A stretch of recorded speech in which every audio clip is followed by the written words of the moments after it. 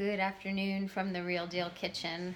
I think I'm going to start by reading an excerpt from a poem by Mary Oliver, who is hands down one of my favorite female poets. And this is an excerpt from her volume, The Leaf and the Cloud. And so this part goes like this. For some souls, it's easy. They lie down on the sand and are soon asleep. For others, the mind shivers in its glacial palace and won't come. Yes, the mind takes a long time, is otherwise occupied than by happiness and deep breathing. And is otherwise occupied than by happiness and deep breathing. And that the poem in its entirety has always spoken to me on many, many levels, but especially that end. Well, it's actually not the end, but that excerpt that comes somewhere in the last third of the poem has always hit me very strongly, and especially this last week or so.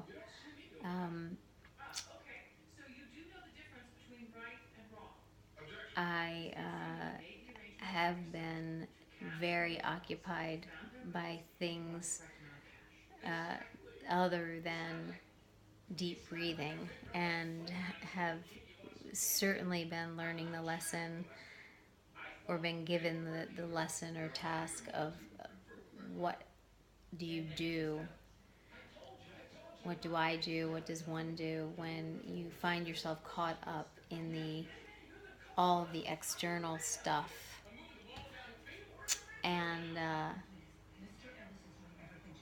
all the stuff for me, that I can't do right now, or all of the confinement and the limitations that I've been feeling very compressed by them, especially in the last week or so.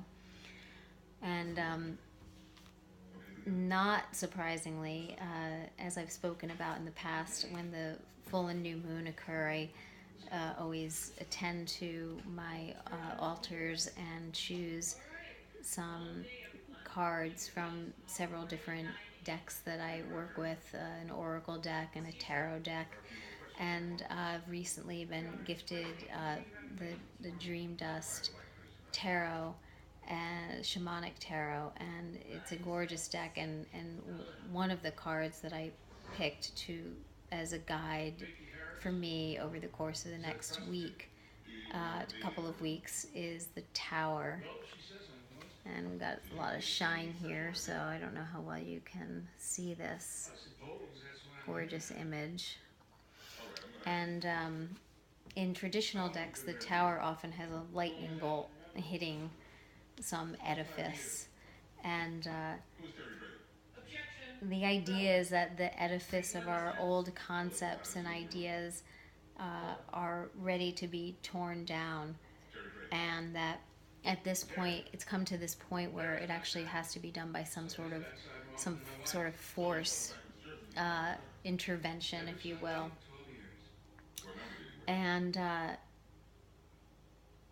feel like that's definitely speaking to me on many levels, that this kind of lightning bolt intervention needs to come in and remind me that I've been caught up in this space of forgetting to breathe. And so this sense of confinement and limitation that is true. I am limited and confined in many ways relative to how I'm used to relating to the world.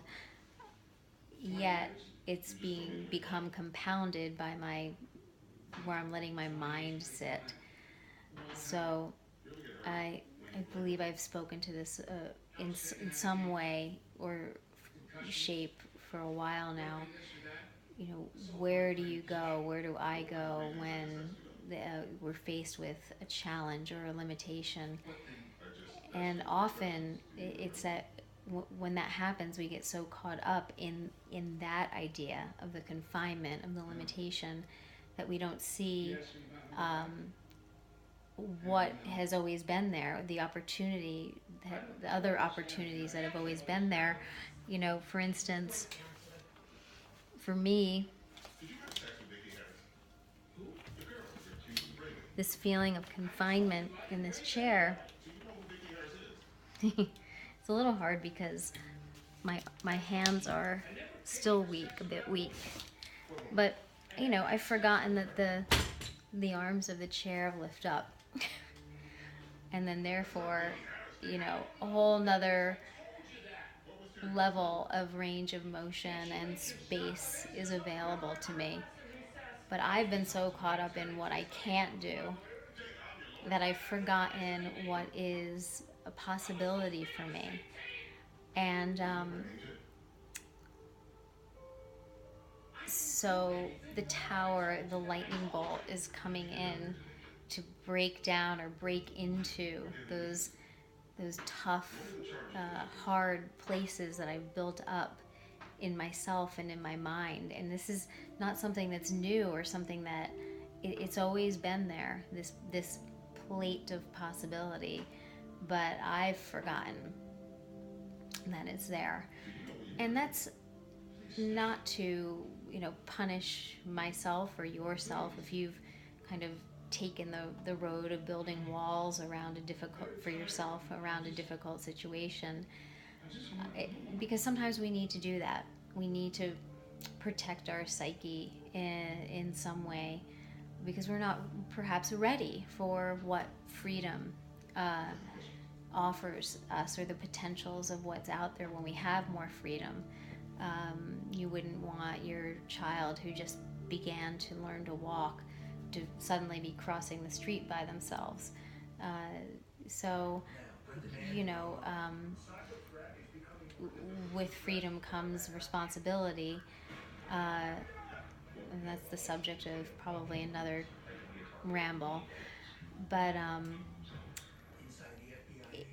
when one does gather oneself again, and even for 5 pauses, you know, remembers, oh, let me sit and breathe, let me collect myself, let me you know, let go of holding the breath and actually breathe into the body and into the space around you, then you may become reminded of, oh, the sides of the chair lift up. There is more room for me to have, uh, and that is a big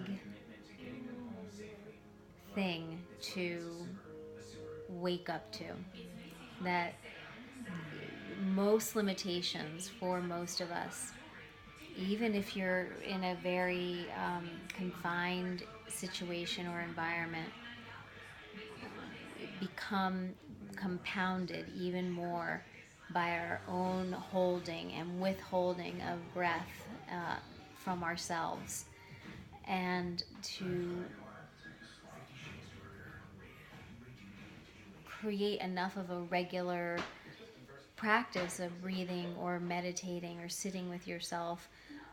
Again, much like setting up your pantry, so set up your tools for yourself, so that when one finds oneself in a difficult place, you can eventually know that you can come back to your breath, come back to something that is going to serve you to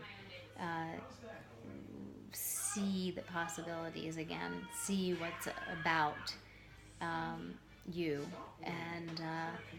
and move from that place, that breath-filled place,